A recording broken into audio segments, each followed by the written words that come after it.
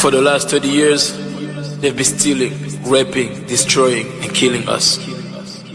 Over 6 million people killed, over 7 million people displaced, almost 1 million women raped, child turned into slave or killed. Some are forced to eat the dead parent's skin. Others are forced to watch as the dad rape their grandmother to save their life. I apologize for your discomfort, but it's happening right now in Congo. They are killing us. Every day they are killing us. So why are you all silent? How much more blood do they need? Because of our minerals? Because of our soul?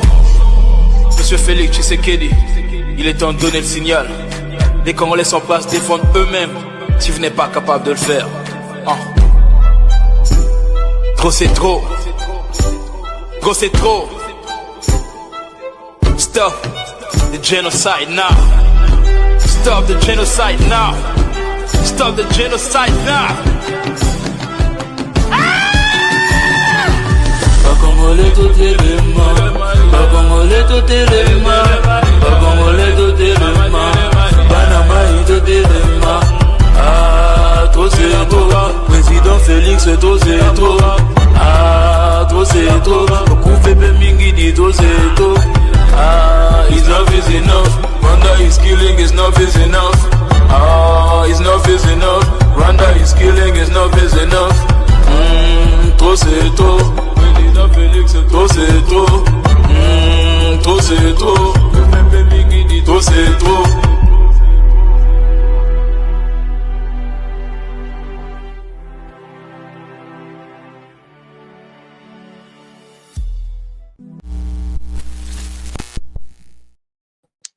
Good evening, good afternoon, good morning, everybody. My name is Gaito. I'm going to be your host like every week. It is September 26th, and happy Friday, y'all. I hope y'all have a good week. You know, some people are coming back from work. Others are still at work, and if you have time to tune in and to hear about the Congo, about today's topic, today's conversation, well, welcome to the show. So take your time, take a cup of coffee or drinks, whatever you drink, or water, and listen to today's conversation, because today, this show, we are going to cut to the heart of justice in the Congo. Money that was promised to the victims of war in the Congo, the victims of rape, the victims of crimes that you can only imagine in a country that has been going enduring 30 plus year war of aggression. Not just war, just the instability, just the merely fact of being governed by a failed state. And that's what the Congolese people have been going through. And funds were created to help them, to make sure that justice was being done to them, but that money never reached them. So I guess in a way to explain this, because we will discuss two particular institutions that were created for about in 2022, December 2022, to early of 2023 by the Congolese government. And I am talking about FRIVAO and FONAREV. I will break down in a bit regarding FONAREV, regarding FRIVAO, what they are.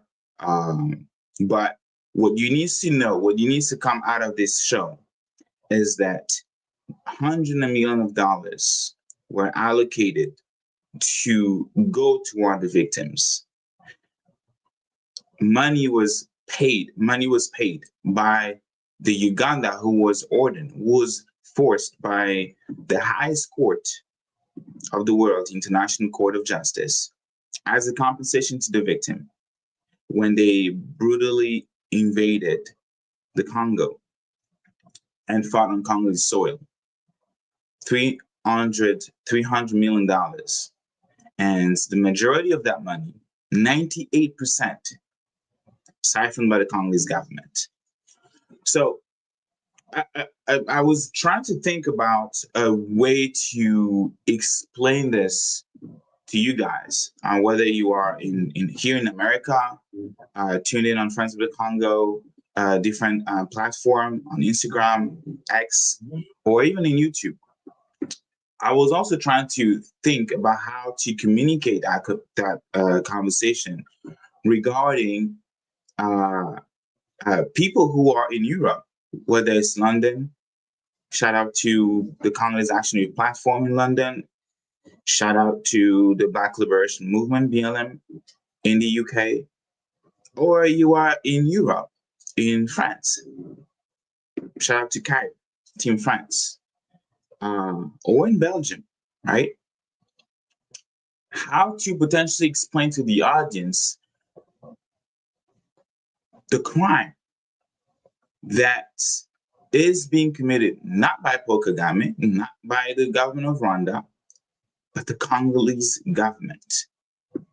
How is this possible, right? So then let me put this way. I'm going to do my best to explain to you guys. So everybody knows about what happened at 9/11, right? So a 9/11 attack, terrorist attack, hijacks planes, and they decided that they were going to crash into towers where people were working, destroy neighborhoods where people were living, government building, right? Like the Pentagon and all of that. And how that affected somehow the life of American citizens. So, and I'm choosing, trying to load this image here, if it will let me load it. And I'm choosing specifically, right? Specifically 9/11, because it's very, very important for you guys to understand what's going on in the Congo. Because after the 9/11 attack, the Congress, the US Congress, created what's called the Victim Compensation Fund. It was between 2001 and 2004. It distributed nearly $7 billion to families of the deceased and to injury survivors, right? And the average people that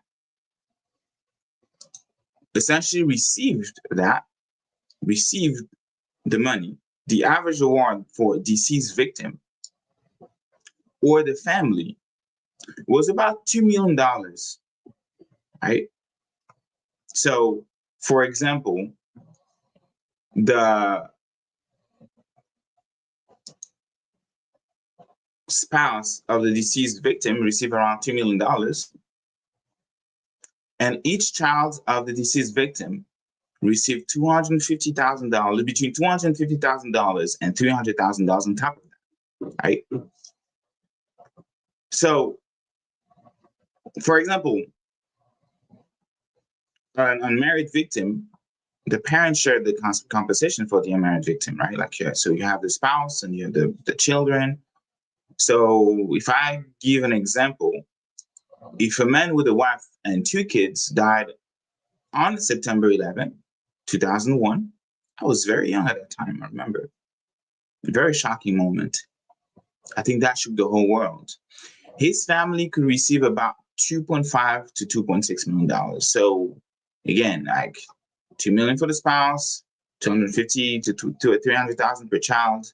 So that's a total of $2.5 to $2.6 million. And it wasn't just for the deceased, like I said, right? Like you also had people who were injured and even survivors. So non-disabling injuries, broken bones, burns, smoke inhalation. And until today, people are still getting cancer as a result of that like they have cancer. Sorry, trying to remove my French speaking accents from cancer. Anyways, cancer. And they are still getting reparation today in New York, in the United States, right? So it is clear that people could never work again because they were disabled. That impacted families, right? So people were awarded between 7 to 8 million based on loss and future earnings, obviously, right? But what's very important for me to point out as we are speaking about today scandal that shook the Congolese society is that it is the US government that paid out that money. Nobody has contributed from what the Congress passed. 7.049 billion to over 5,000 families of the deceased and more than 2,600 survivors. 2,600 survivors, injured survivors. So now let's compare that to the Congo, because we talk about the Congo today, right? So we have a case in the Democratic Republic of the Congo, like I was saying at the beginning. Instead of supporting families with the money that was received, 98% of the reparation money was stolen by officials. Allegedly, right? Allegedly, we have to be careful. Allegedly stolen, because we need to wait for the true justice in the Congo to happen. Investigation by the Congolese government on corrupt Congolese government, and yes, I'm being sarcastic. So now imagine widows and children left with nothing because somebody in the government decided to siphon the money, 98% of the money. While politicians bought cars, stuffed their bank accounts. Outrage, right? How can they do that? How can, as a human being, how can you siphon the money that was supposed to go to the woman that was raped, to the woman whose genitalia, excuse me if I'm, shocking people by my word, people whose genitalia were destroyed because of how evil men can be, how evil men are. So that's the exact nightmare that is playing out right now in Congo.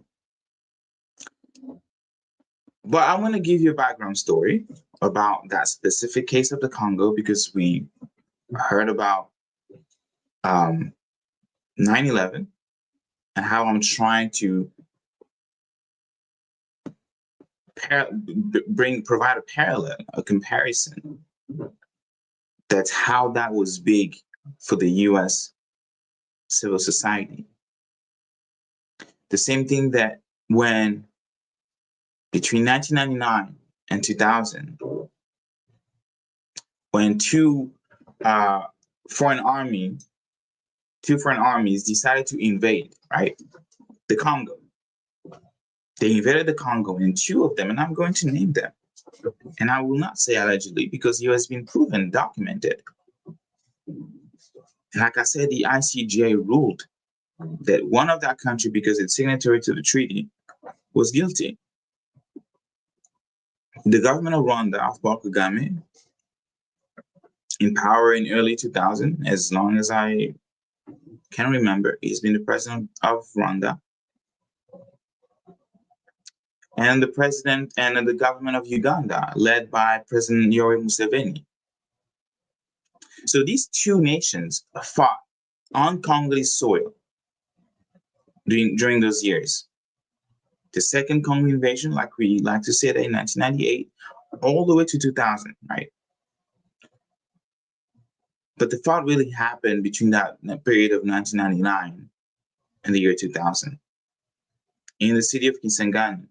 And that's why people in London in 2013 decided that we were gonna document, we were gonna speak about this, and we are going to choose that exact dates, August 2nd, 1998, the day Congo was invaded for the second time in its history, as a date to commemorate what we call GENOCOST, genocide for economic gain, right? So it's very important for me to say that and to kind of give the background, because entire neighbors were shelled. Entire neighbors, thousands of civilians were killed and wounded. Families were displaced. And it was one of the darkest chapters of Congo's history until today. So after years of struggle in 2022, the International Court of Justice, which is again the highest court of the UN when it comes to international law, the highest court is International Court of Justice, that is supposed to trial nation or dispute conflicts between nations, ruled that Uganda must pay 325 million in reparation to the Congo. So I'm gonna play this video that kind of like explain this more in detail, and then we're gonna resume. Okay. And that video is available for those who are curious on YouTube, and I'm getting this from France 24. So let's watch it. Start the program then at The Hague, where the UN's top court has recently ordered Uganda. What if you could master the art of shooting and editing videos in the next 14 days without having to buy any expensive camera gear or editing software? Of course, Uganda ads, to pay the because I'm not Democratic paying for Republic of YouTube. Congo $325 million in reparations over a brutal war 2 decades ago. The figure is just a fraction of the $11 billion demanded by Kinshasa. Then at The Hague, where the UN's top court has recently ordered Uganda to pay the Democratic Republic of Congo $325 million in reparations over a brutal war 2 decades ago. The figure is just a fraction of the $11 billion demanded by Kinshasa as compensation for the conflict between 1998 and 2003 that left thousands of people dead. Well, the legal battle has been ongoing for decades now, and today's decision by the International Court of Justice is final and cannot be appealed. Covering the story for us today is our correspondent at The Hague, Fernand van Tet. She joins us now from the ICJ. And Fernand, first of all, this figure is far short of the 11 billion requested by DR Congo. Tell us a bit about how the judges reached this figure. So the more than $11 billion you're talking about, Nadia, that was a figure that Kinshasa could attain for itself. And basically, the court here said that the evidence they presented to back that up, that just fell short in their opinion. They'd put forward things like victim statements, but the court here ruled that that just was not enough. Instead, they relied mostly on reports by the United Nations and a mapping report from 2010. And that just turned out extremely differently. For example, if you look at Kinshasa said that Uganda should be held responsible for 180,000 civilian deaths. The court here today ruled that that could only be 10 to 15,000, so a huge difference there. So they settled in the end on 225 million for loss of life, a further 40 million for damage to property, and 60 million for damage to natural resources. That is for things like looting gold and coltan, a valuable mineral that is found in the Ituri region where this conflict took place. So really just a lack of evidence. They said they did realize that it was difficult to collect evidence during the atrocities that happened there, but they said that really Kinshasa could have done more to present stronger evidence to back up its claims. And I said earlier, Fernand, that this is the final legal decision. So is this definitively the end of the process? Well, if Uganda pays, then yes. I mean, they'd said before that $11 billion sum, they said that that would be economically disastrous. Of course, this number far, far lower. They're expected to start paying in September of this year in $65 million installments, reaching up to 2026. So if they decide to do that, this could all be over then. DRC had asked the court to remain seized of the matter. They said there was no need because they've whacked on 6% interest every year that Uganda does not pay up. However, should they still refuse to pay, it could end up back here. We have thought that this was over before in 2005 when they ruled that Uganda had violated international law by occupying the Ituri region. They said they should work out reparations among themselves. And then we ended up back here in 2015 because they couldn't figure it out. So it all depends on whether Uganda decides to follow what the court said here today and to pay out to its neighbor. All right, we'll see what happens. Thanks very much indeed, Fernand van Tetz, for us there at the ICJ at The Hague. What? Another. So I need to be back on the screen, and here we are. So yeah, you heard it, right? So the few things that really popped in my head when I was researching on this, and when I heard about the payments or the payout. First, I want to point out how irresponsible the Congolese government was, and has been, because it's not the first time that they are going to the courts unprepared. And as a matter of fact, there was a similar situation, not very similar, but another situation that could have been avoided. But to me, it was really crazy. In 2019, I believe, there was the Congolese government, or maybe actually do not quote me on the year because I do not remember exactly the year, but it was during COVID era. So maybe 2019, 2020, the Congolese government was ordered to pay $600 million to a South African society or company called Dig Oil. And it was ordered to pay $600 million because the Congolese government just didn't show up to court.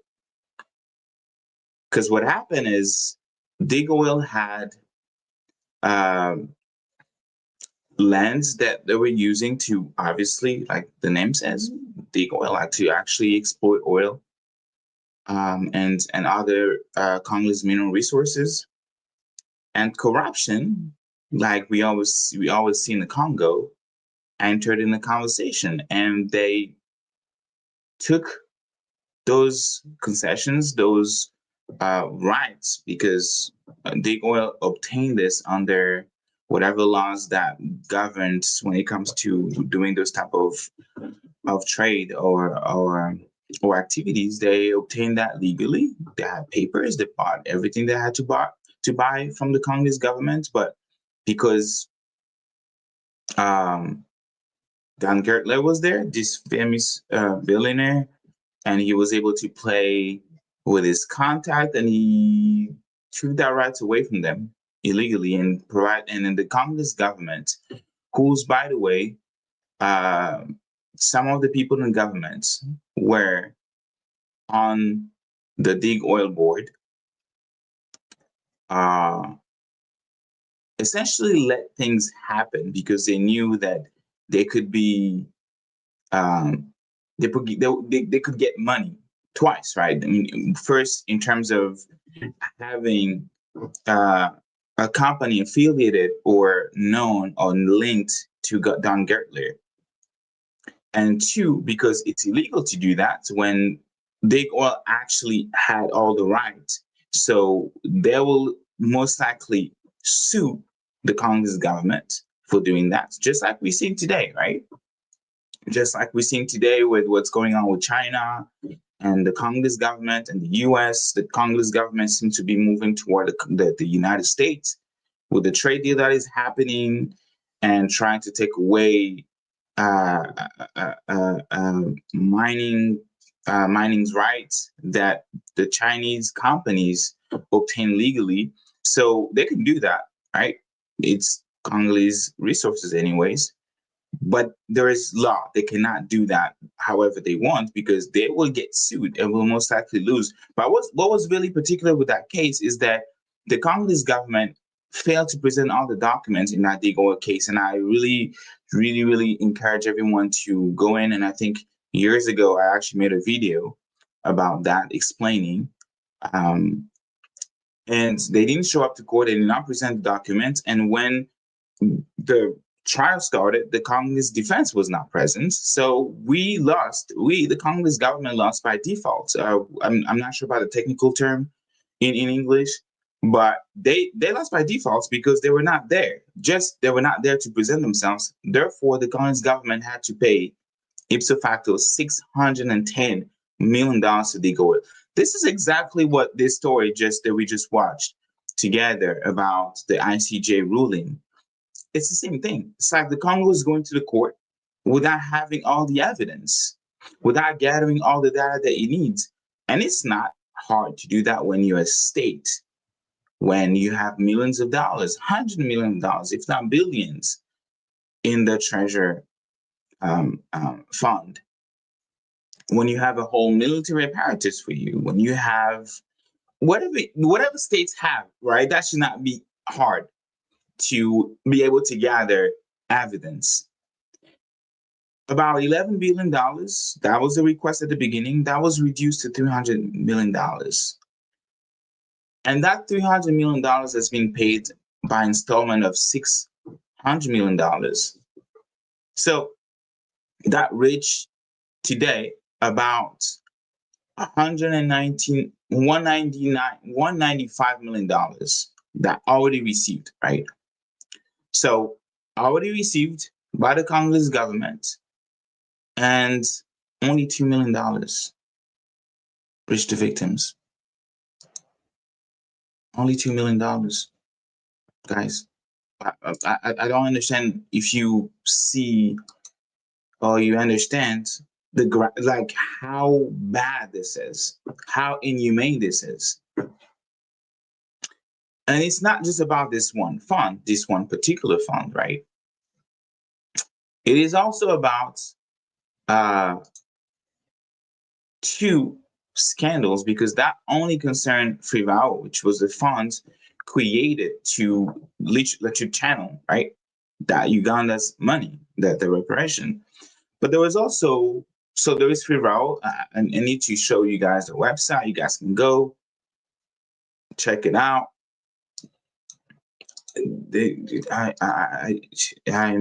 I'm still beyond words when I hear what's going on. So that's the website, FRIVAO. Horrible logo, by the way. Not sure who designed it. And they have all the money in the world. Like, how hard is it to come up with a logo, a decent logo at least? Like, for real. So that's the logo. Let me see if we can zoom in. Fonds spécial de réparation de l'indemnisation aux victimes des activités illicites de l'Ouganda.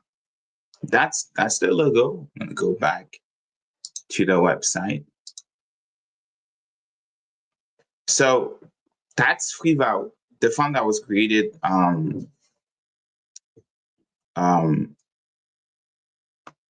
to channel like I said, like I also mentioned, the Uganda's reparation. And then the second institution that we are going to talk about, that we are going to learn, is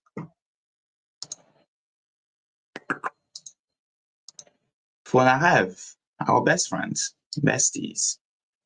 Fonds national de réparation des victimes de violences sexuelles liées au conflit et des victimes des crimes contre la paix et la sécurité de l'humanité. There was a whole, I would say, story behind even the creation of that.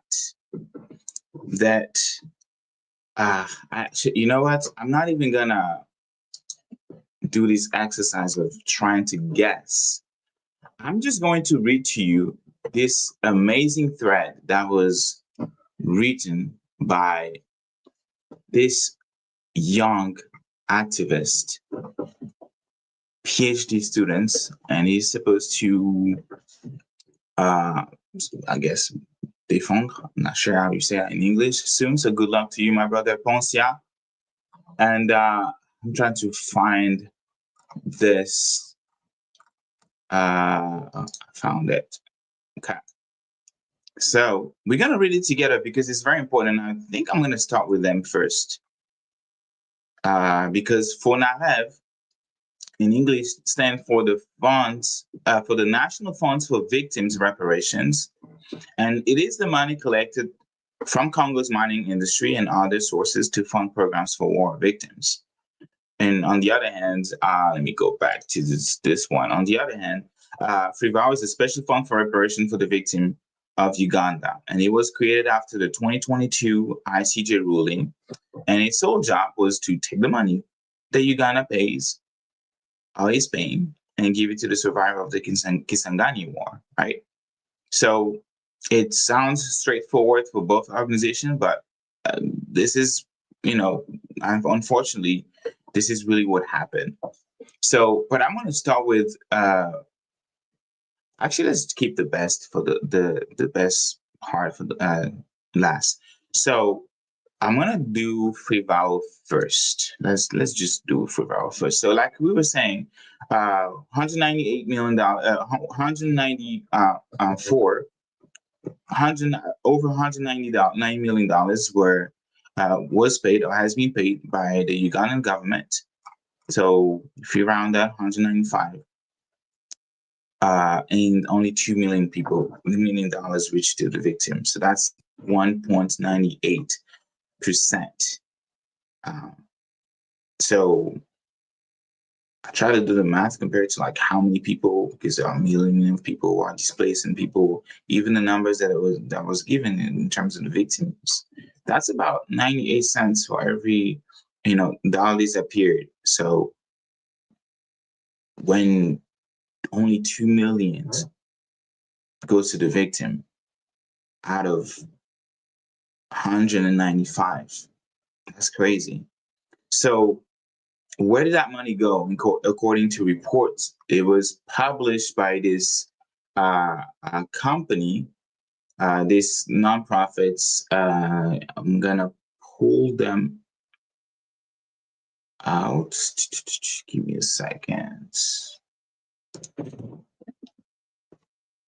It is that's why I find it really fascinating when I see the resiliency of Congolese, the Congolese civil society, when they are able to essentially come up with, I think I have it on my phone, to come up with resources to write reports, right? And I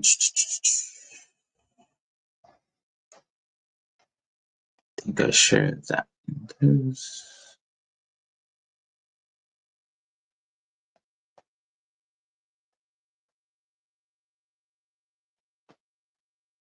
Okay. Let's see. It's in French, so I'm not really gonna dive and then just talk to you guys about them in detail, trying to translate. But that's essentially the company, the organization, the nonprofit that is doing that. CREFDL. So let's see what that's. Centre de recherche de finances publiques et de développement local. I'm not sure how to translate that. Centre de recherche. Research Center for Finance and Public Development, local public finance and development. I think that's the correct translation. So they provided this report, and that was published like literally early this week. And they said, according to this report, according to them, that $103 million is unaccounted for. And yeah, hold on, I just want to make sure.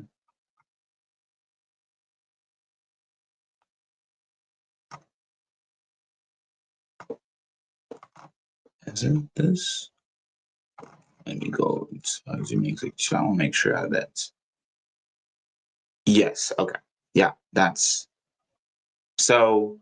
They are saying here that out of a total of $105 million,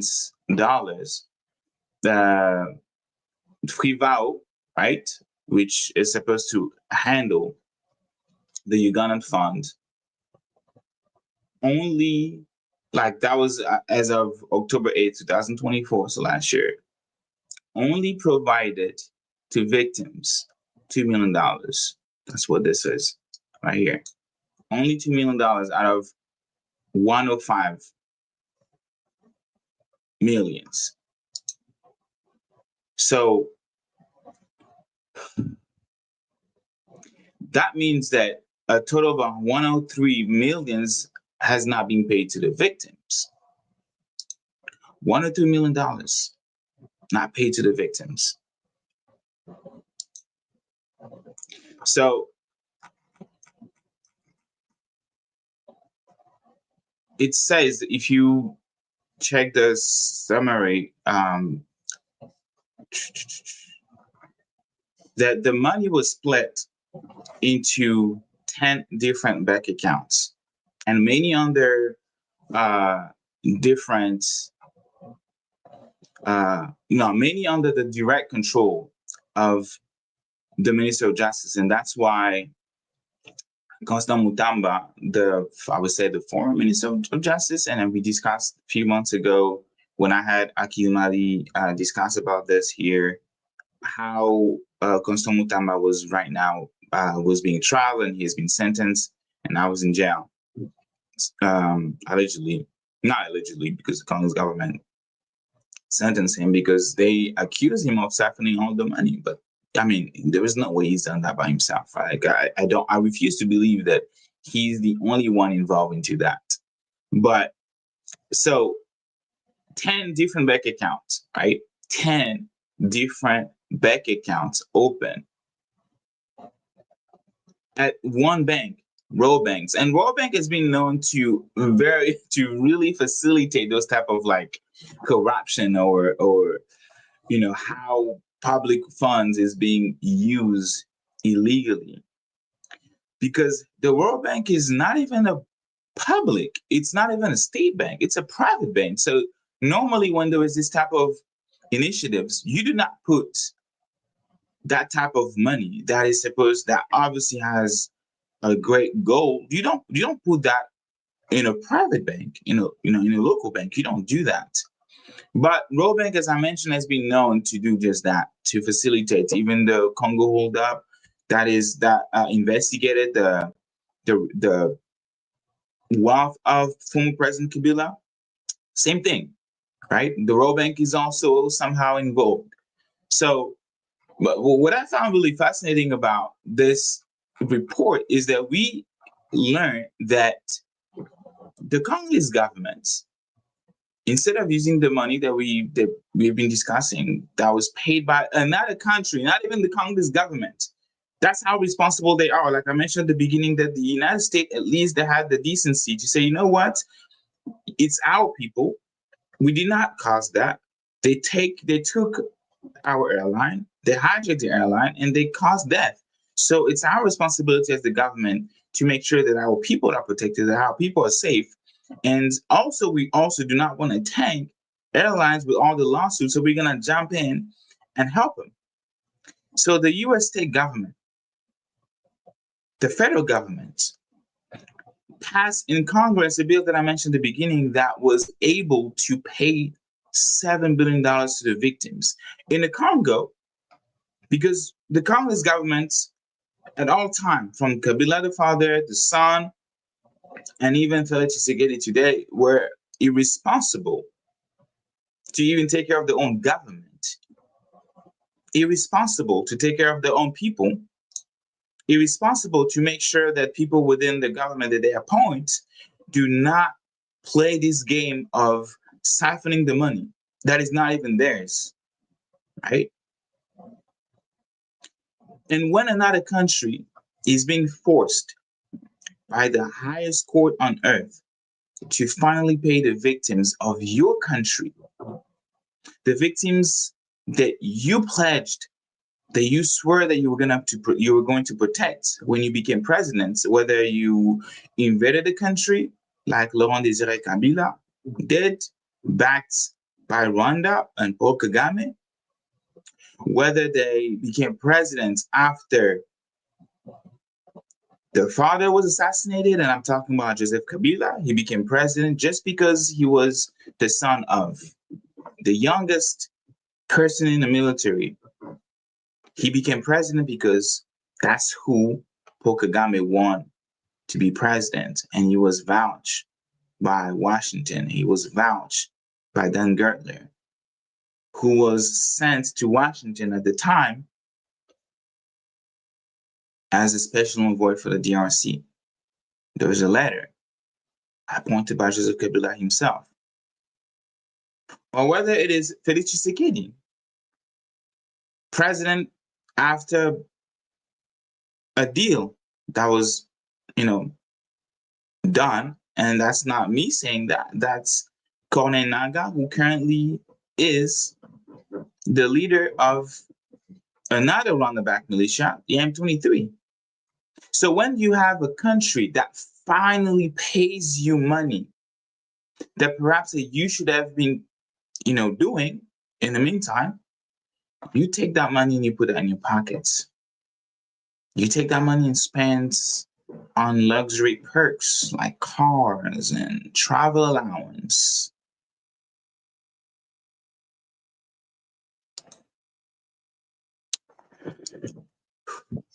$4.2 million was wired to a currency exchange company called ClickChange SARL. Millions withdrawn in cash. I need to put them on here. Yes. Millions withdrawn in cash with the minister's signature. So at this point, and we just talked about FRIVAO, right? I don't want to hear about mismanagement. This is not mismanagement. This is deliberate, premeditated looting of funds meant for the widows, for the orphans, and for the survivors of war. I mean, I'm Christian, so I want to conduct myself in a Christian way, and I also have beliefs as someone who received the education of my parents, and as an African, as a Bantu, I found this disgusting. I found this disgusting that you would take the money of somebody who just lost their mom, a kid that just lost his mom to the war, and you're gonna take this kid's money and put that in your pocket and buy yourself a car. How do you sleep at night? How do they sleep at night? I really don't understand. How can they sleep every single night, wake up and act like nothing happened? That is about FRIVAO, ladies and gentlemen, people. The second institution that was involved in the scandal also published last week, or early this week actually, FONAREV. And I was trying to explain to you that there is this really good thread of Brother Poncia. I'm going to take the time and read this thread. Very smart young man. And I'm going to read this thread with you guys. And you can go on his social media, on X if you wish, and follow him because you should, believe me. And with X right now, you can translate tweets. So we are going to win this together, read this together, right? And let me put this.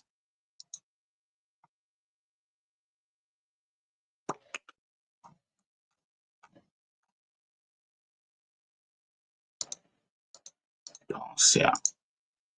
Okay. So Poncia, this is his tweets. He said, I really like the lie and the recovery surrounding the FONAREV. This is the opportunity for me here to recall the truth and once again remind just how cynical the Tshisekedi's administration is and set no limits for manipulating Congolese public opinion. Do you know the Global Survival Fund? And I'm going to put the picture here of the Global Survival Fund. Do you know, and as Poncia asking, do you know the Global Survival Fund?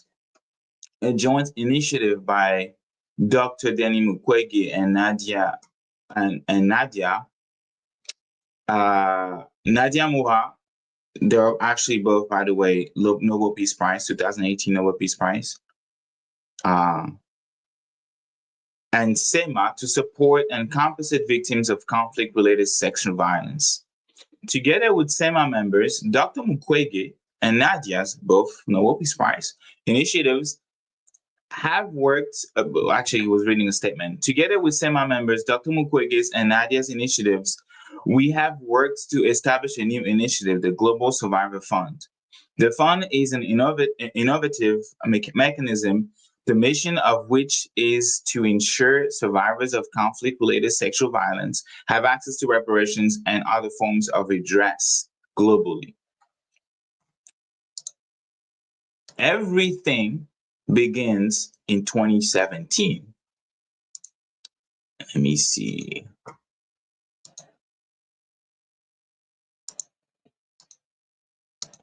Okay.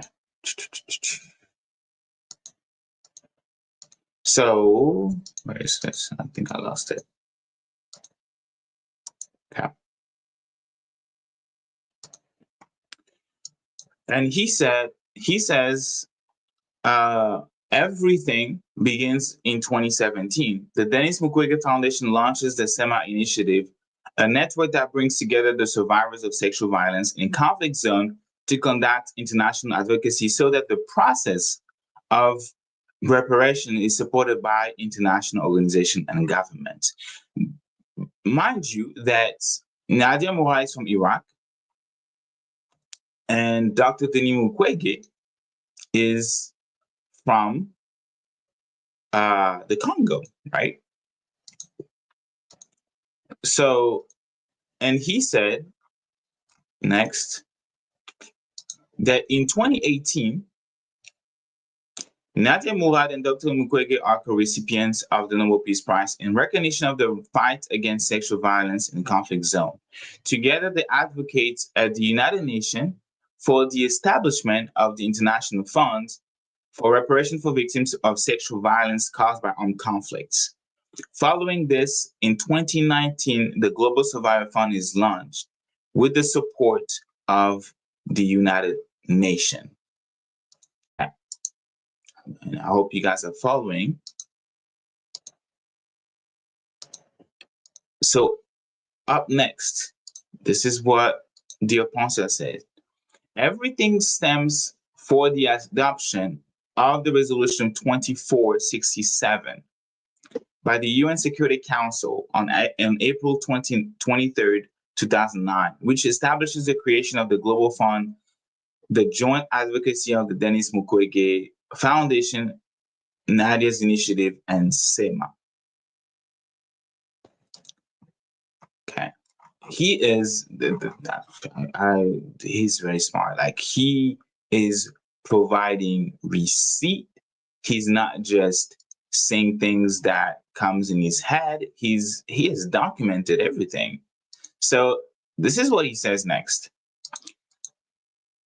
To date, this fund operates in 26 countries, including the DRC, Myanmar, Ukraine, Chad, South Sudan, Iraq, Turkey.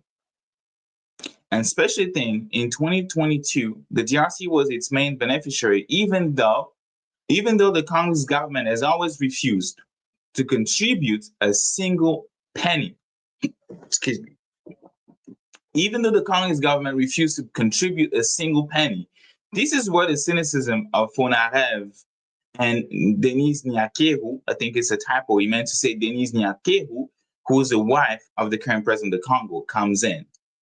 And I want to make sure, I'm not sure if you guys see this, maybe zoom in so you guys can see those numbers, right?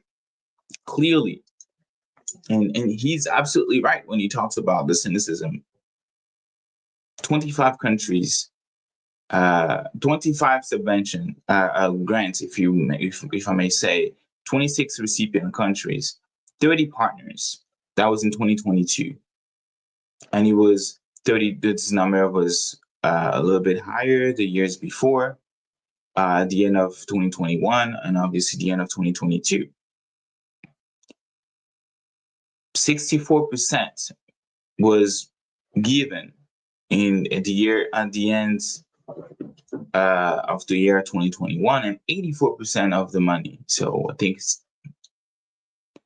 I'm not sure if it's Congolese franc or US dollars, but it was about, I read $3 million and $7 million. I think I will assume it's in dollars. So we're gonna go next to his post.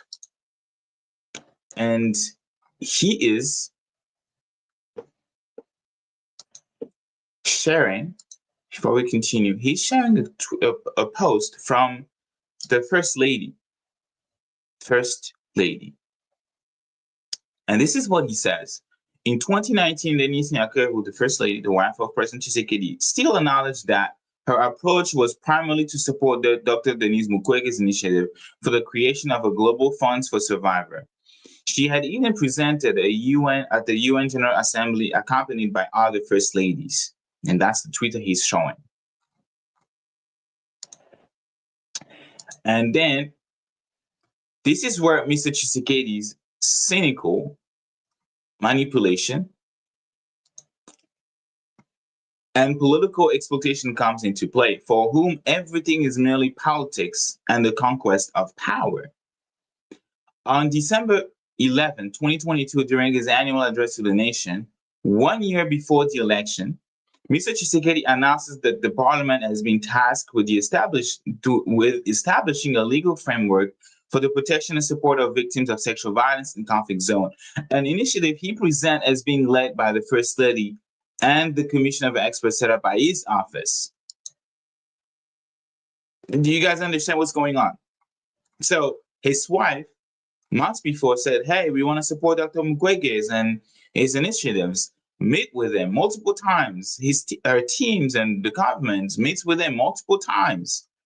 And then the president months later comes and says, hey, guess what?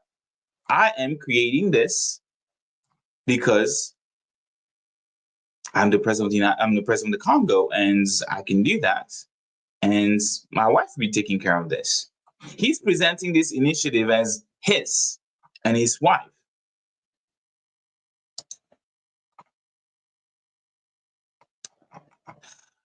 This is amazing. So I'm going to continue reading. And he says, but what do the historical facts really say? After 2019, Madame Nyakeru began consulting with Dr. Mukwege's team, claiming she wanted to support their advocacy for sexual violence, particularly regarding the Global Survivor Funds. Reminder, to this day, Congo has never contributed a single cent to this fund.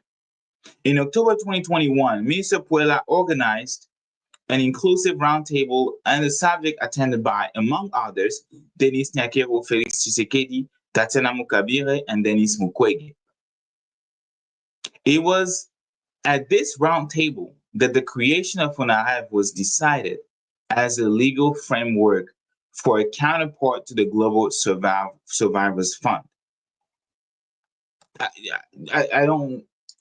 I think that you guys have started understanding, right? What really happened. So let me show this next slide. I'm disgusted when I read this, not because of what the government is doing. I'm disgusted about the acts of the Congolese government. So I'm going to continue reading. It is worth noting that Denis Nyakeru was still saying at the time about the role of Denis Mukwege at this inclusive roundtable, and he's pointing the things that she tweeted. Nobody forced her to do it. This seems to be on Facebook that she's mentioning Dr. Mukwege.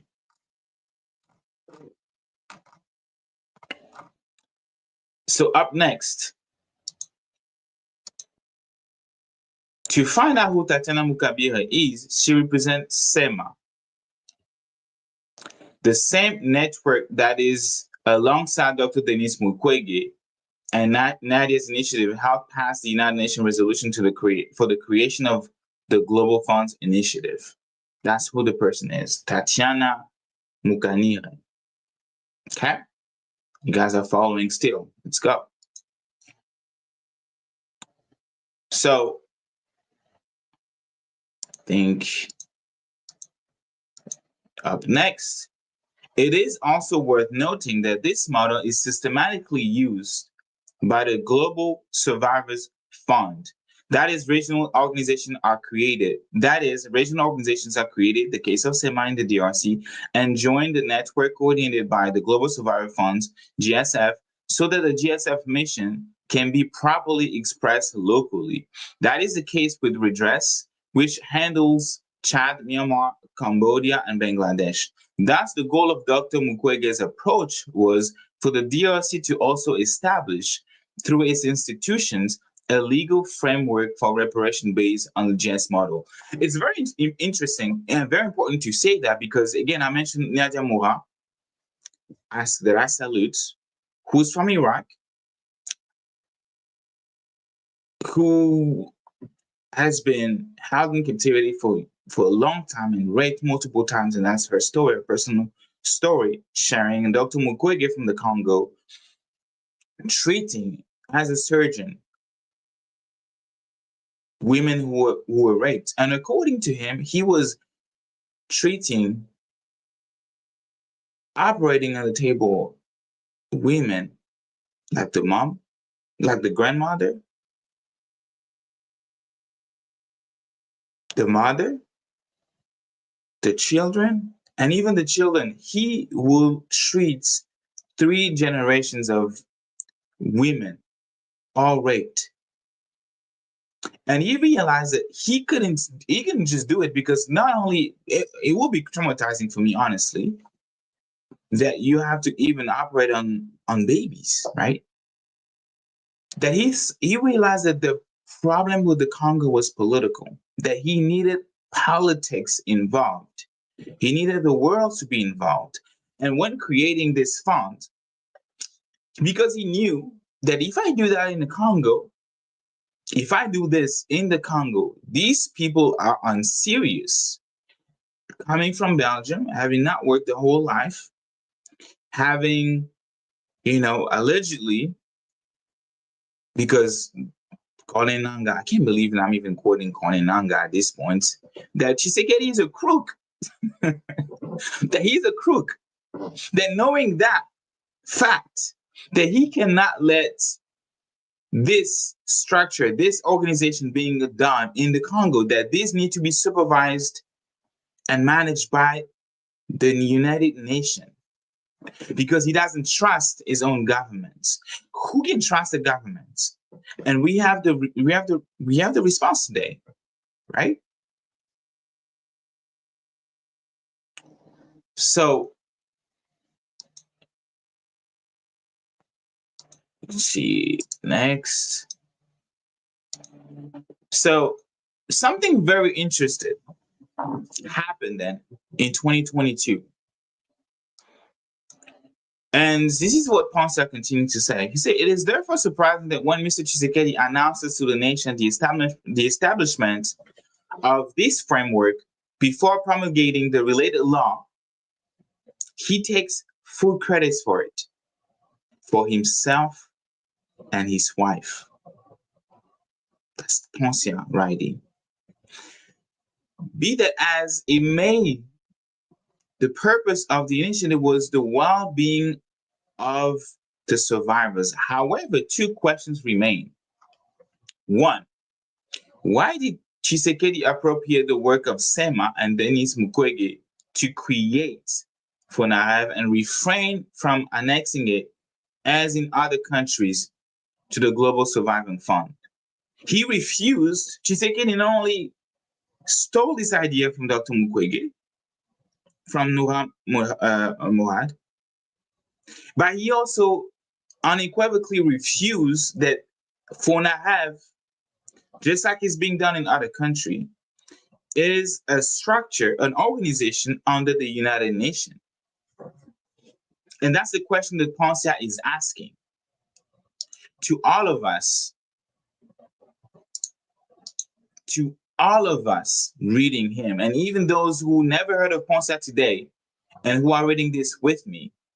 And he's asking pertinent question that requires citizens of the world, even those organizing for justice today, to hold these two individuals and the whole apparatus system accountable somehow, even after he ceased to be president, because he's not going to be president forever. We've seen what happened to President Mobutu. 32 years in power, overthrown.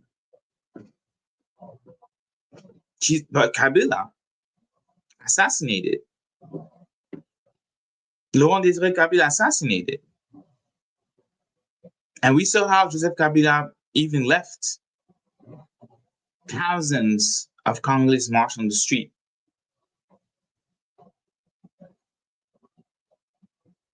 And we saw how he's been humiliated until he was stripped of his immunity, I will say, as a senator, lifelong senator, as a former president, and he will most likely be convicted, sentenced to death for betraying the country, according to what the government is saying, because according to the government, he has joined the M23. But I'm going to genuinely, and you know, guys, how critical I have been, and I will always be critical of those who take weapons and those who kill, because I will always advocate for peace. And I will never condone violence. But how can you not be violent when you see what the president and his wife are doing for things like this, right? And there are worse than that. And we have been talking about this. I could speak hours about how much a professor make a month compared to a member of parliament. How much soldiers, brave military men and women make when the president walks around with a watch at $200,000 on his wrist. I can speak hours about that and how revolting this must be for Congolese people. So he's asking next, Poncia is asking next, what is FONAREV concretely doing today for the victims? And he's asking this pertinent question back in 2023. Guys, as a prophet, he was asking this pertinent question. What is FONAREV concretely doing today for the victims? And why was it associated with the presidency? What then is its future after December 2023? How long will cynical narcissism persist on such important issue of our shared life? That's Poncia speaking. He's asking that question to all of us. And he was posting this on X in 2023. And he was asking that question genuinely because he was angry, just like I am angry, and just like I hope you guys are also angry about this whole FONAREV, this whole scandal.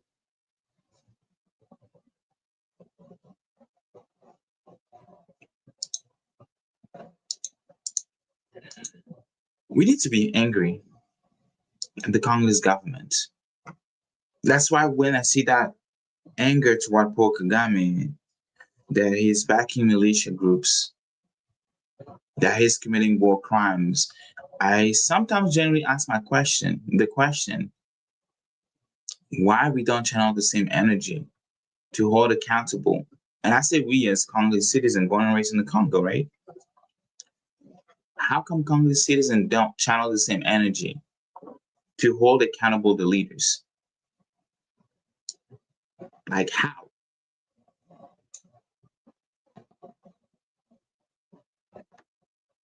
Like I'm genuinely asking, like why?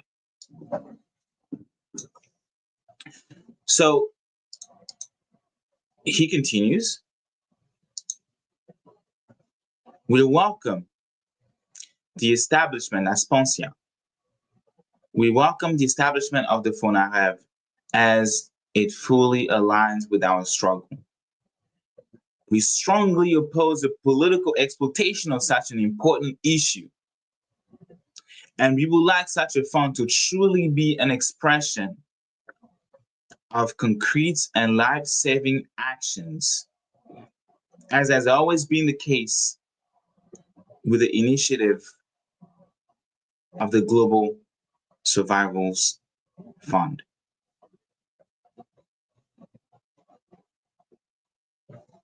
That was, I believe, his last statement. Oh, there was more. There was bonus. Let's read the bonus. I love bonus. It's like when you have to stay after that one Marvel movies. You know, some of y'all are boycotting it. But there was always this thing at the end where, okay, you need to stay until the end to read or to watch what's going on. And that's what Ponce is doing with us. Bonus. Can there be reparations without justice? And that's a genuine question that Ponce asked. If President Tshisekedi was so interested in taking up Denis Mukwege's work, why did he wait, what? Hold on, maybe. Okay. Why did he stop at the tip of the iceberg? I'm going to repeat that because I think the translation was not accurate. If President Tshisekedi was so interested in taking up Denis Mukwege, Dr. Denis Mukwege, Nobel Peace Prize laureate, Dr. Denis Mukwege's work, why did President Tshisekedi stop? Why did he stop at the tip of the iceberg?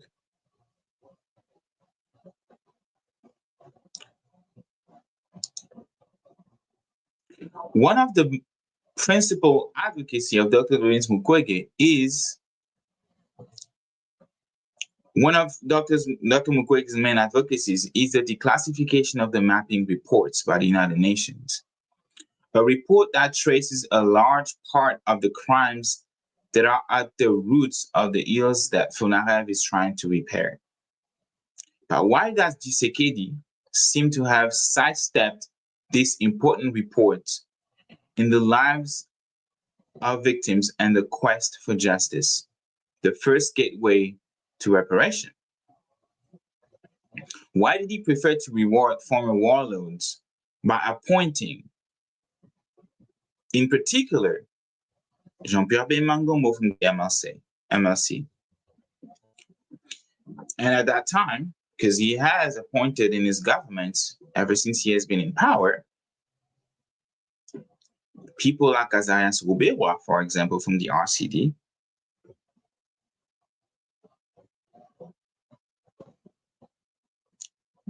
military officer Constant Dima, who was also part of rebel groups as military governor of the North Kivu before they were obviously kicked out by M23 and Rwanda. And he's asking this question. He's asking these pertinent questions. Why would the ambassador of the Congo based in France, let me just rephrase this. The Congolese ambassador stationed in France used to be part of a Rwanda-backed militia group. It is the same individual that traveled with Congolese official in Geneva weeks ago to present what they called, because now they're trying to take ownership, not just of FONAREV, but also the whole GENOCOST.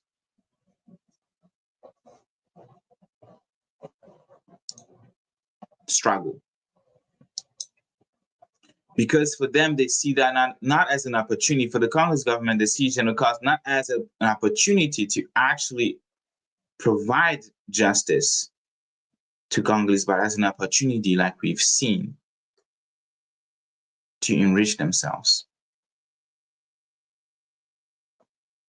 So that's the story, and I salute my brother Poncia for your passion, truly, for justice in the Congo. That just like the people who came up with this concept of GENOCOST years ago,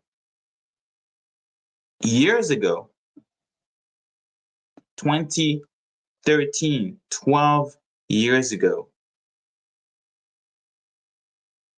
In 2013, I was learning English at Portland Community College, just arriving freshly from the Congo. Like U.S. citizen used to call me, she said that I'm a fob, fresh off the boat. Came in the U.S., trying to get knowledge, trying to get an education, trying to learn the language, perfect the English language. These people were organizing in London. They were trying to redefine a world where justice takes into consideration the situation of Congolese people, the past experience, and what they are going through currently, what they have been going through for years, for centuries. So, FONAREV, back to them.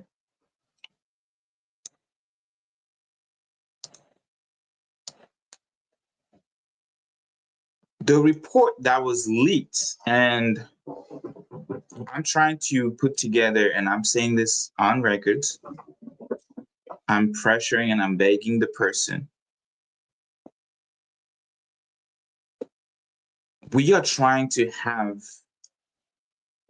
and I know people from FONAREV are listening to this, because you guys' crimes is not going to be hidden like that. There are people in your institution that do not approve of what you're doing. There are people in your organization that do not approve with how you are stealing money of the widows, stealing money of the dead, stealing money of children. So that person, may God bless their heart, decided to leak a financial, and I would say a confidential financial report about FONAREV, the organization. And when I reach out to my source, because I've been trying to, and I can say it's not me, right? I don't know the person, but I know people who work there. And they were like, wow, like that's bad. And they are really scared by now because the government is going through the phones, the laptops. So whoever did that is brave. And I want to commend you for doing that. This is what the leaked financial statement or report says that by June 2025, FONAREV collected 60.9 million in royalties from mining companies, because the law that was mentioned in Brother Poncias is the law of December 26, 2022, establishing the fundamental principle relating to the protection and reparation of victims and conflicts-related sexual violence and victims of crimes against peace, against the peace, the security, and humanity. So it's important for me to also talk about Congolese Action Youth Platform, GENOCOST, because obviously these people don't know anything about GENOCOST, because they are not the people who even came up with this idea. So it's quite ironic when you have to go to this. I think the version, the law that was actually published, will talk about GENOCOST, because that right there at the beginning was just a definition. But you have to go all the way to Article 28, and I discussed that with Ann Garrison in a report, in an article that she wrote regarding the. I think it's probably a good time to put it up, in an article regarding GENOCOST. And I was talking, we were sharing this, and I was giving what I thought is the point of view of the Congo, what GENOCOST is. So before I continue, I'm going to invite y'all to, in your, if you're on X, right, you want to go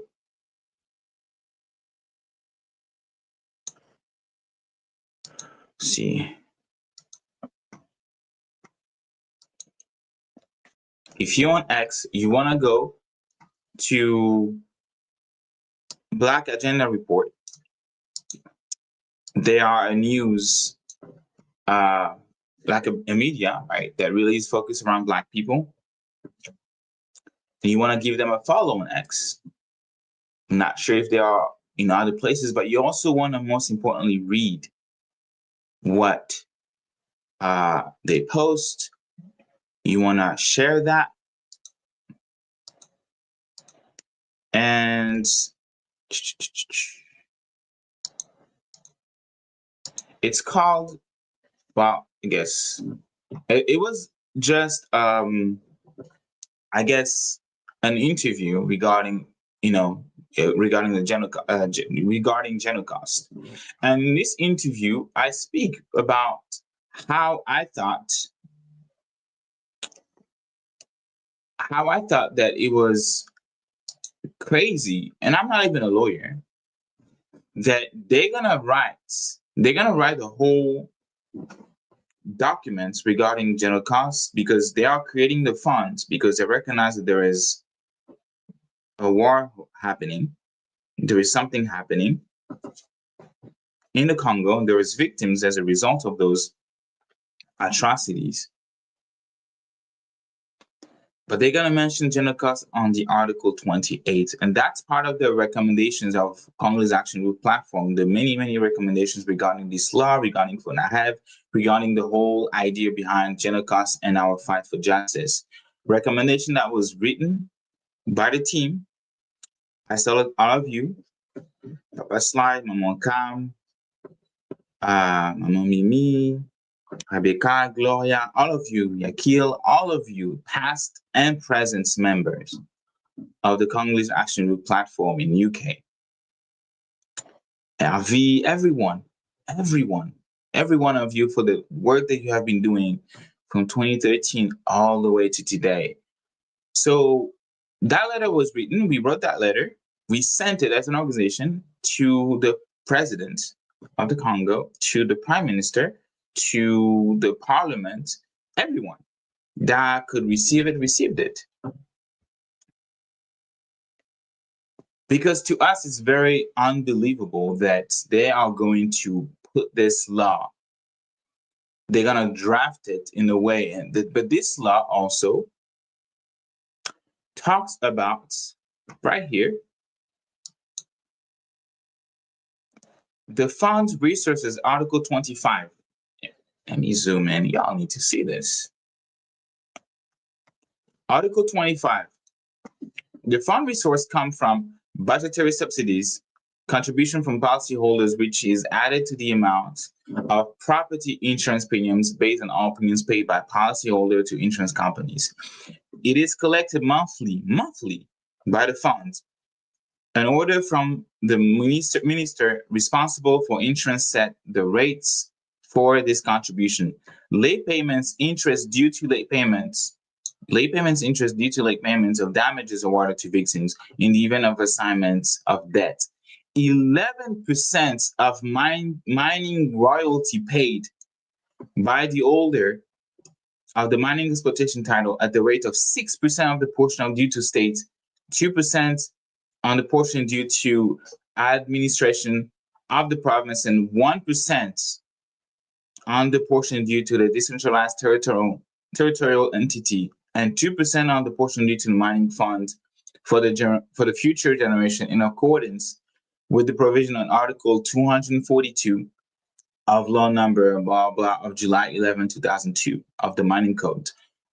11%. This is what you guys have to remember. 11% of mining royalty. 11% goes directly to FONAREV. 11%.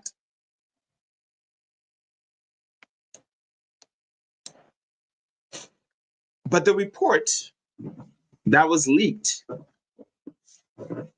says then that 60.9 million in royalty from mining companies by June 2025. And I think I want to say it's just for the year 2025, right? But this has been established for the past 2 years now. This has been operational for the past 2 years. So I'll be interested to see, if possible, and I'm speaking to those who work at FONAREV and have a change in heart, to also publish reports from the very first day FONAREV started operating. 60.9 million in royalty from mining companies. But here's the problem.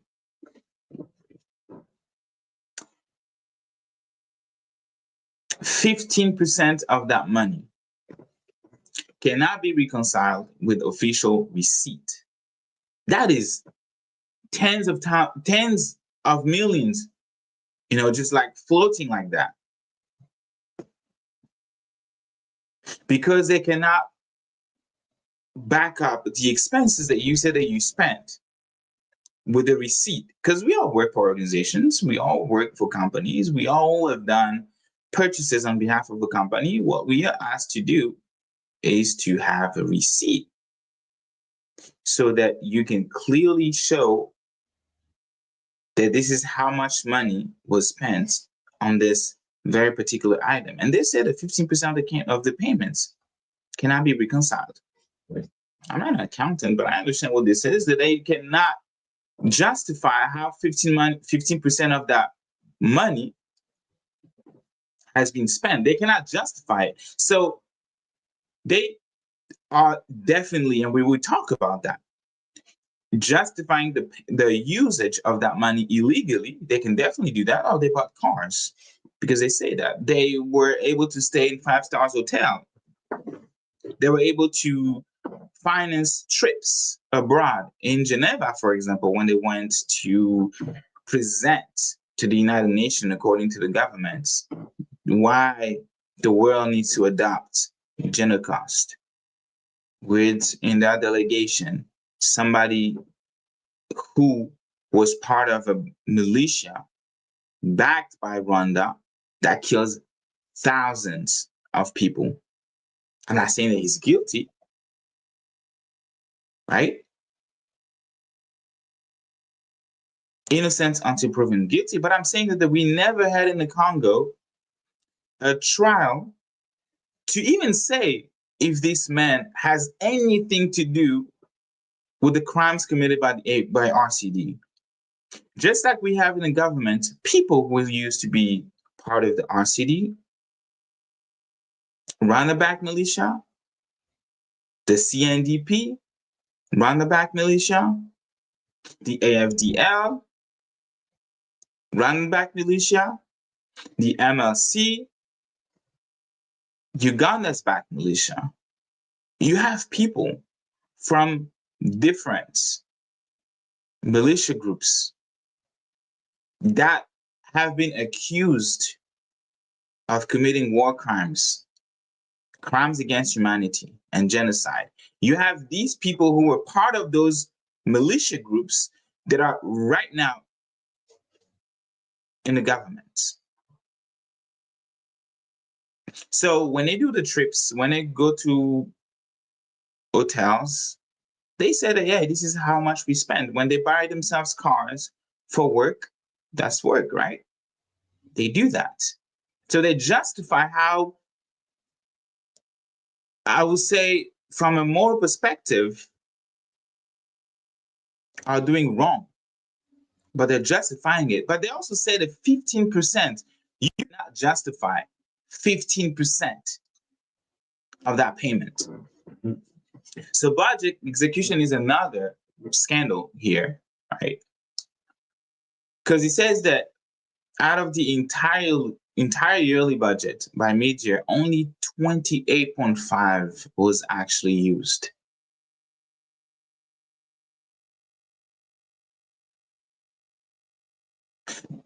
So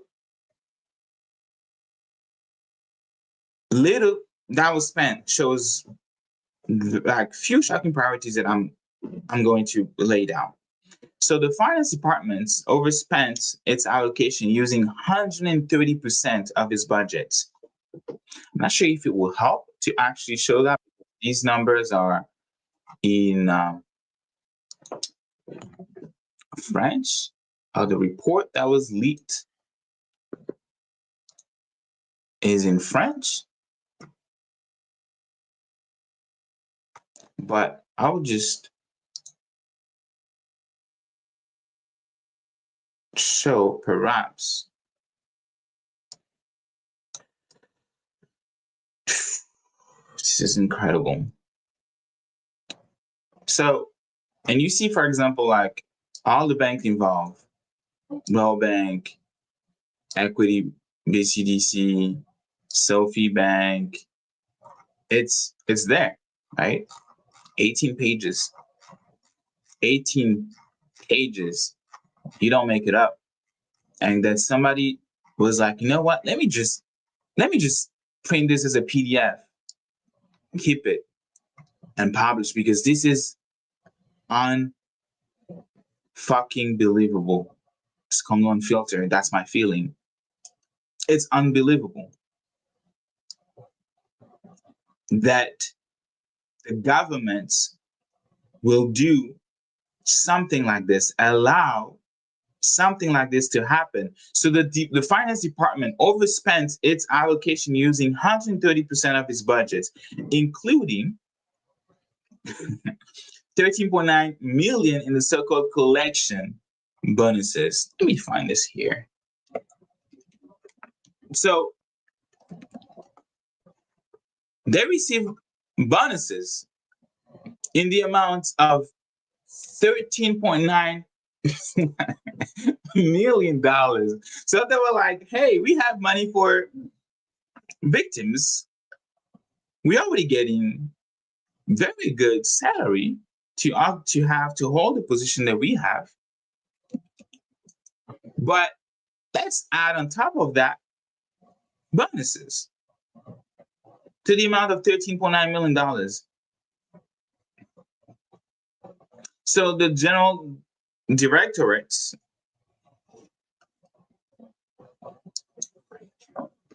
spends $1 million in a mysterious task force, which has, by the way, no clear mandates at all, or no result, because Poncia asked, what is FONAREV doing? What has it been doing since its creation? And this is also something very, very, very shocking.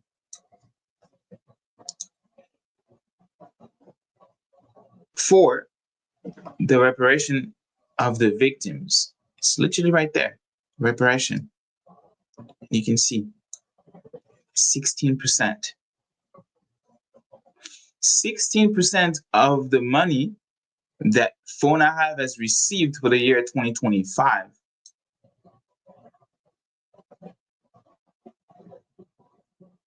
was used for medical care, legal assistance, rehabilitation, I presume, because we're talking about reparation, which is what FONAREV was even created for reparations. But 16% of it is used for that. 16%.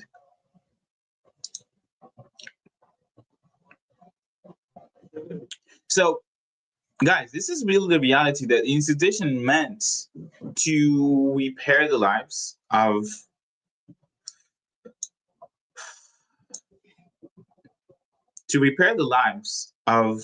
Congolese citizens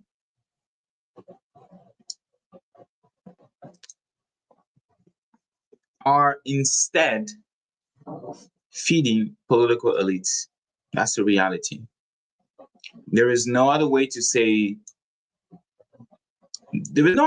this. So I tried to give at the beginning to give you guys a perspective. The US Congress signed laws to provide, like I was mentioning, reparation to the victims of 9/11, $7 billion. So imagine, maybe it's even something that you cannot imagine. You're like, how can you do that? It's like, and I was chatting real quick with a friend who's French, and he told me that that's unfortunately what's happening with African leaders. They are just mean. Like I don't even know what adjective I can use for that, because these are something that you cannot even imagine in the US. And I'm saying imagine that because it's probably hard for you to even do that. Like how that could never happen in the US, that could never happen in France. Money is supposed to help or assist, and that money is being used for personal gain. But still, imagine that after 9/11, the US government creates a victims fund, and then the leaders at that time decide to put that in their pockets.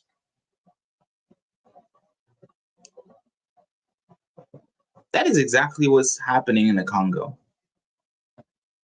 Less than 2% in both cases. For FRIVAO, 2%. In this case, when we talk about reparations, same thing. The vast majority of that money is used for something different. So these scandals really show something deeper, very, very deep, because that just shook my spirit as a human being, that the Congo is being robbed twice.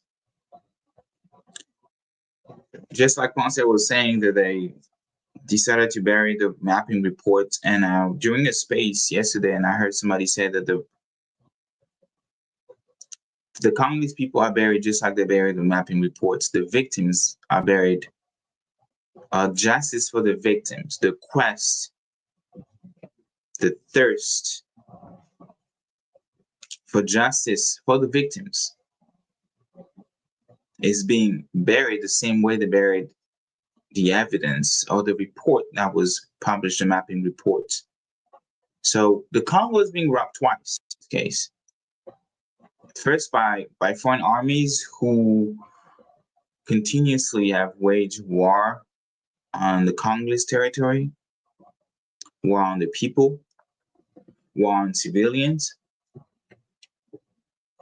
And second, by its own leaders, right? Who, with no shame, steal the reparations and royalties meant to heal, literally heal the wounds of the war. And you wonder why the Congo is poor.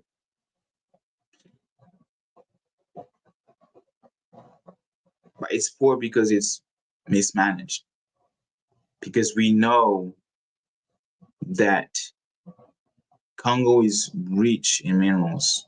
The land is rich in gold, cobalt, coltan, tantalum, in water, for God's sake. How come in a country with immense area of water, this immense Congo River with all the lakes, this country is unable to provide a decent water? And I'm saying decent water, but in reality, they don't even have running water. Water doesn't run. There are places where water has been missing for months. How can you explain that in a country of the abundance? And for those who have money, for those who are privileged to live in the Congo, they create a system. They have tanks where whenever it rains, they are able to collect rainwater. Because I'm saying that because we did that in our house.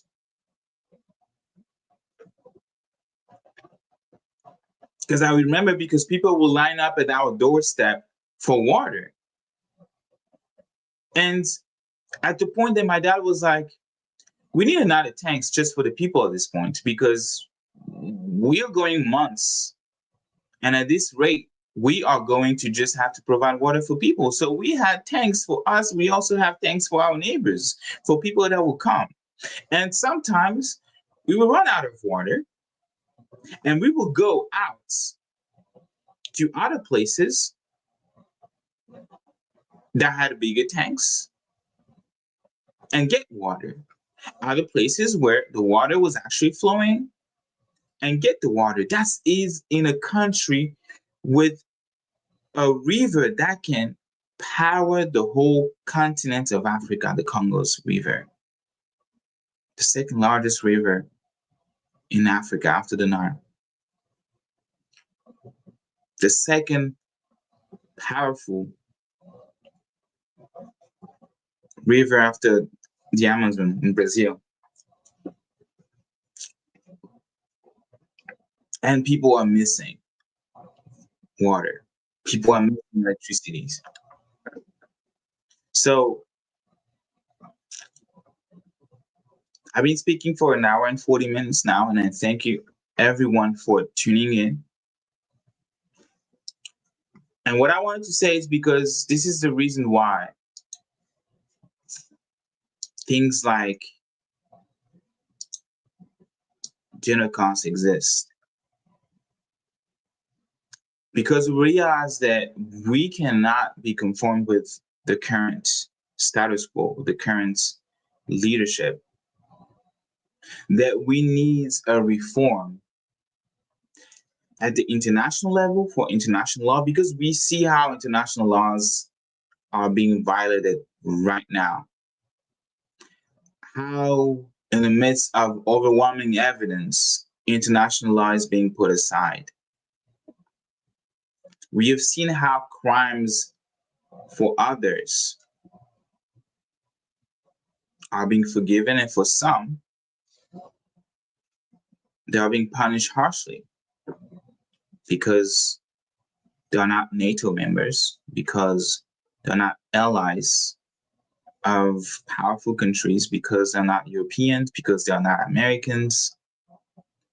We see how that is being done. And we see how the quest for genocide for countries is being denied. The genocide in Armenia, it took 100 years for the Armenian genocide to be recognized. 100 years. Hundreds. Before the world sit down and says, there is a genocide. There was no cell phones, of course.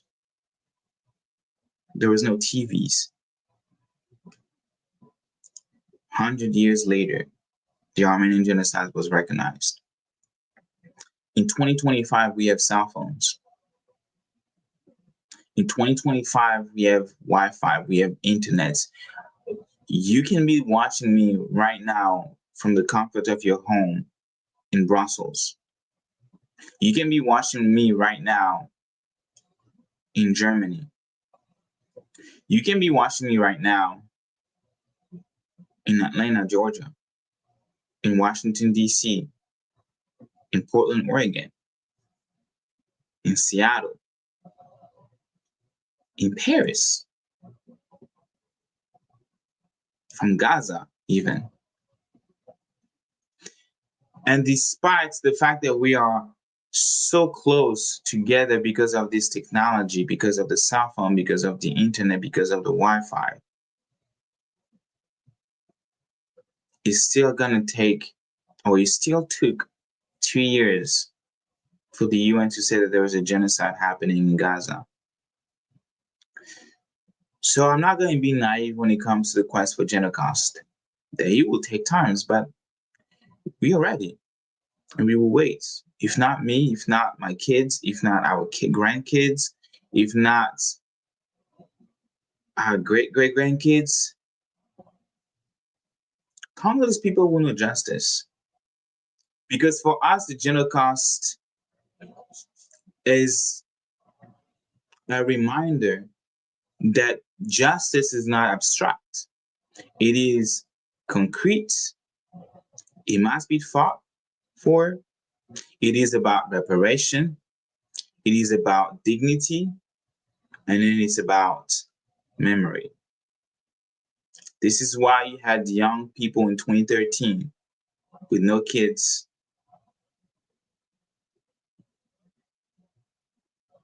in the youth trying to sit down and envision a world where justice take into consideration the Congolese experience of having kids' hands, people's hands being cut off because they could not meet the quota of robber under King Leopold II. That takes into consideration the experience of those Congolese in this village raped by the colonizers. They were not even colonizers at that time. Invaders who only saw Congolese people not as human beings, but merely as a means for them to extract the resources that we have in the Congo. A justice that takes into consideration how Europe sat down at the Berlin Conference, erasing or forgetting these years of atrocities, these years of exploitation of the Congolese nation, this year of extractivism that killed 10 million people at least, and said, you know what, we're going to forget about the past. And we're going to draw a new map of Africa and make sure that each European country at this table has a piece of Africa without asking Africans their opinions, without asking Congolese its opinion when they decided that Belgium was going to colonize the Congo.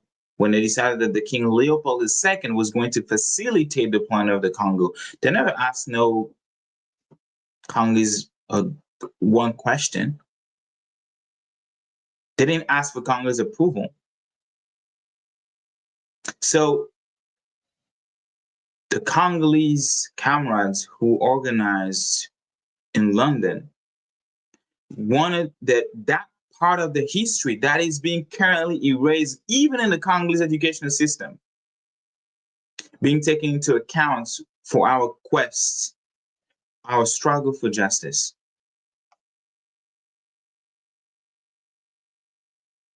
That we need to take into consideration the fact that the same extractivism that used Leopold II as a facilitator of a plundering of the Congo, that the same system is being used today, and we have Rwanda used for that. Before him, it was Mobutu.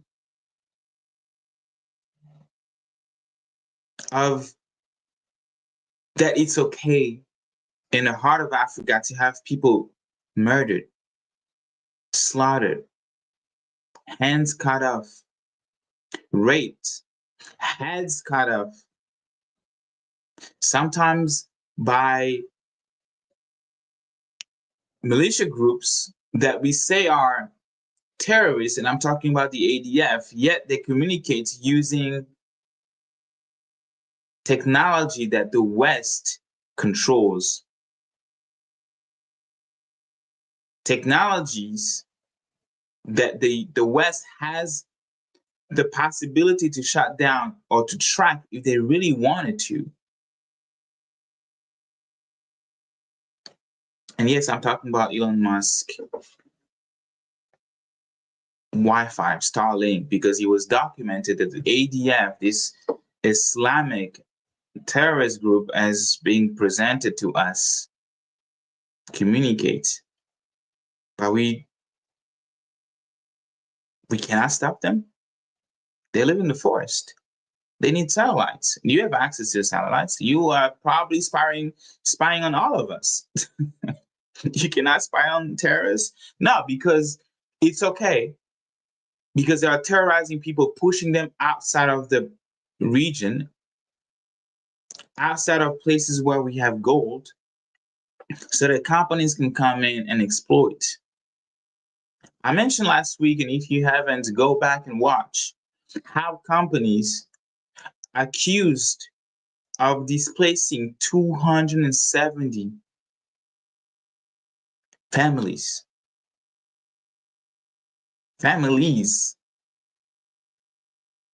because they want to exploit minerals in areas that are occupied, and you cannot obviously be digging where there is a house, right?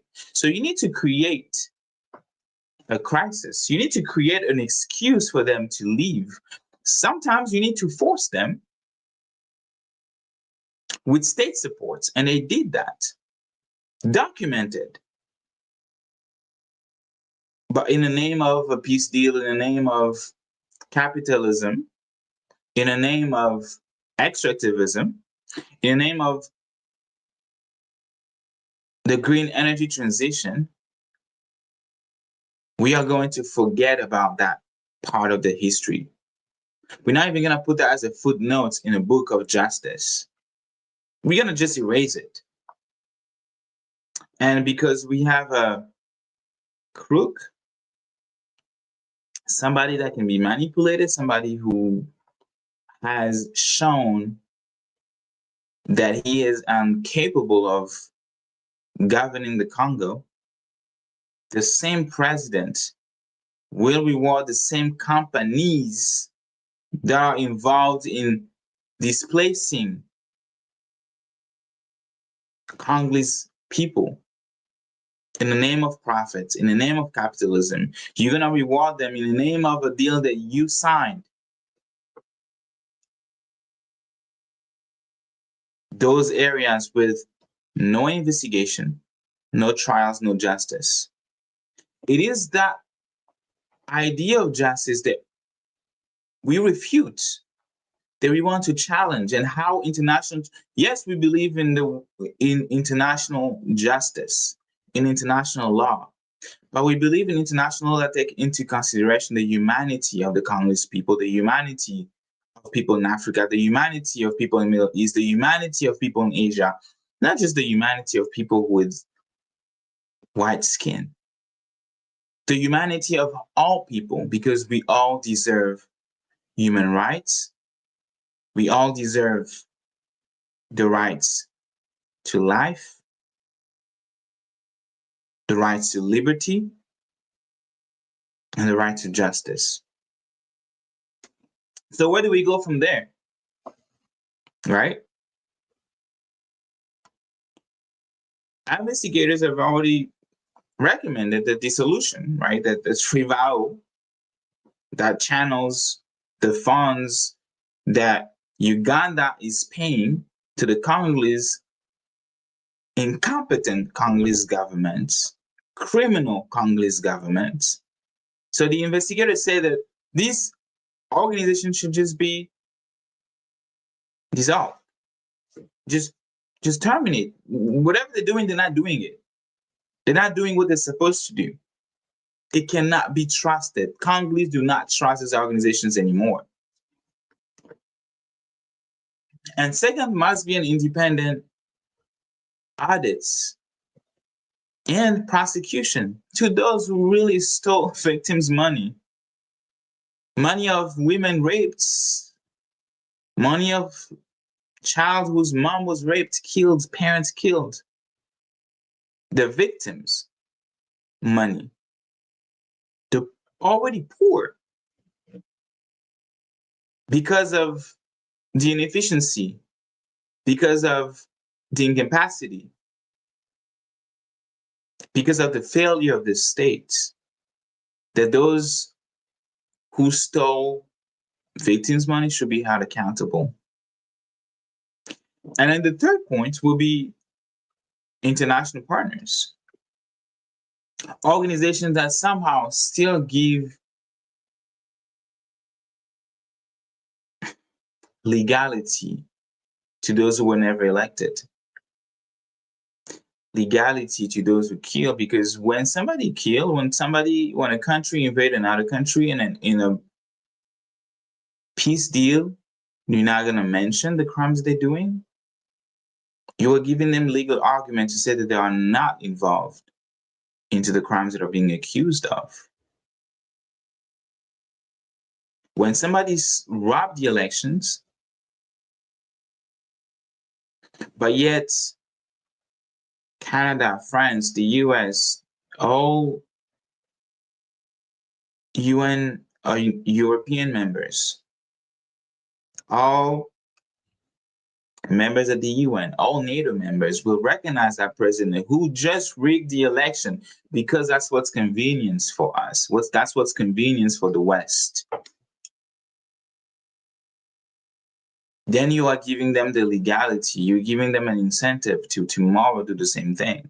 When somebody can kill with impunity, when somebody can steal with impunity, when somebody can rig an election with impunity and still being recognized and still see a red carpet being rolled in front of him because he is the president of a $24 trillion country, the Congo.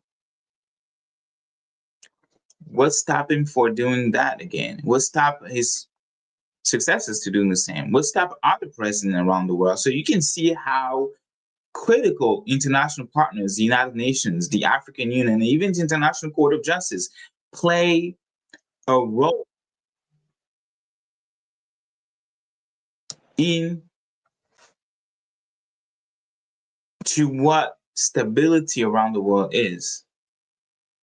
Because the only way you can prevent a crime to happen is when you are really tough. When you have a clear position about what is good and what is wrong. When you have a clear line that you said that this is the red line that you should not be crossing. Human rights is a red line. That if as a government you cannot take care of your people, we will come in and take care of your people for you. We will make sure that you no longer have access to power. So these international institutions, these international partners, countries must pressure the Congolese government to show exactly where the money is going. Because listen, I've discussed in this show multiple times reports of even how money received by international partners, by partners, is also being siphoned. Because the former Minister of Finances, he said that when they receive money from international partners, he said in his own words, I'm not even kidding.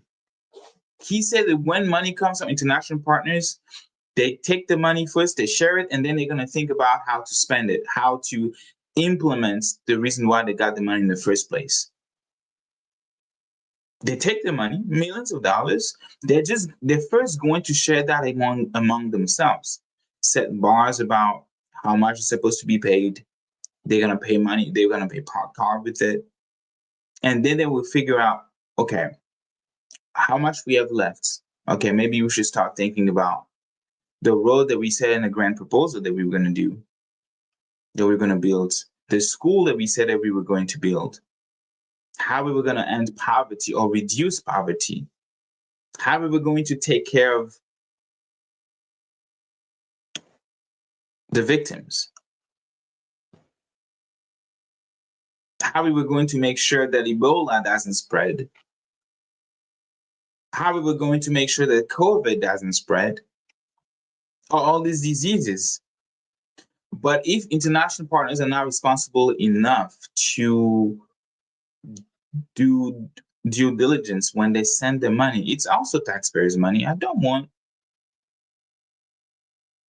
my neighbors in the US, my friends, I don't want regular American taxpayers' money to be sent overseas so that Tshisekedi can buy himself a $200,000 watch. I don't want to give reason or excuses to those xenophobic that says that, you know what, just cut it. Stop sending foreign aids. Because you're giving them the very excuses why the world is stopping to help you. But how can you do that as a US citizen? How can you do that as a citizen of France, Belgium, Canada, South Africa, Botswana, Egypt, Algeria? You pressure your own governments. We want to know what's the collaboration between our country and the Congolese government. How much in partnership do we give them? How much in investment do we give them? And where the money is actually going. There needs to be somehow some sort of accountability, because the Congolese civil society is alone. They don't have a means to pressure their own government. They are being killed. From the street of Goma to Bukavu and even the street of Kinshasa, they are being killed. And just to, again, I've already said that, paraphrase or quotes, Lionel, he said, and that was an X, he said that if Paul Kagame is killing Congolese people with guns, with weapons, if Paul Kagame is killing Congolese by illegally occupying Congolese territories, by consistently for the past 30 years backing militia that are committing grave violation of human rights, committing war crimes, committing crimes against humanity, committing genocide, that if Paul Kagame is doing that, at the same time, the Congolese government is also killing its own people with corruption, with the incapacity to provide safety for a citizen.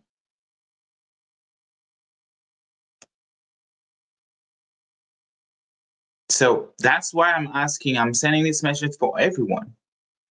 Message to Congolese diaspora. We have the opportunity to speak freely, the opportunity to share what's going on in the Congo without the fear of being arrested, without the fear of being killed. That we must shine a light on these crimes every single day if you can, if you have time. Just like the folks of the Congolese Action Youth Platform have been doing for over 10 years now. It is time for the Congolese people to organize, because people in the Congo organize that are being killed. It is time for people outside to also organize and join into the fight for justice. Because justice is not a charity, it is a right. It is a right because when money meant for the widows, survivors of war, is stolen, this is not just theft at this point. It's another attack for Congolese dignity, and that is what we must resist. So thank you again for watching us, for tuning in. Please stay connected. If you haven't done so, follow us on Congo Friends and X, follow us on YouTube, follow us on Facebook, follow us on Instagram. Every place that you see this, please make sure that you give us a follow, give us a support, and also suggestion, because we are always open for suggestion. It is the last weekend of September. We are soon going to enter into the month of October, and we have a lot to offer you guys for the month of October, because we do celebrate, we do honor what Friends of the Congo has been calling for years now, since 2004, Congo Week. It's a week long of education, a week long of teaching. So check out CongoWeek.org, CongoWeek.org. I was told that I could do something easier in here. Let me see.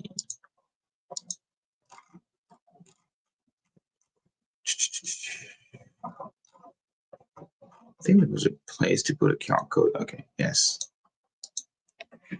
So visit CongoWeek.org, and I'm going to put a barcode. It should appear somewhere. There you go. So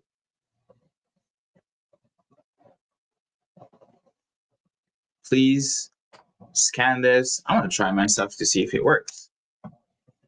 And make sure that you are in touch about activities that will be happening online, or maybe, who knows, where you are. Let me see if it's working. Oh yeah, it's working. There you go, CongoWeek.org. You can scan, and you'll be able to access our page regarding why Congo Week matter, why we have been doing this every third week of the month of October. We've been doing that for years now. And this year, we are going to be doing that from October 19th to the 25th. And you can go again, CongoWeek.org. The barcode is right there, top left. You can take a photo and learn more about what's going on, what we have been doing, what we'll be doing, because we must continue to advocate, we must continue to educate, we must continue to organize, because that's the only way Congo will be free. So thank you again, and I will see you next week, this time on Saturday, and hopefully we'll be able to catch a lot more for people. It will be at 11 a.m. Pacific time, so 2 p.m. Eastern time. So stay tuned. Thank you so much. Have a great evening. Have a great day. Have a great night. Peace out.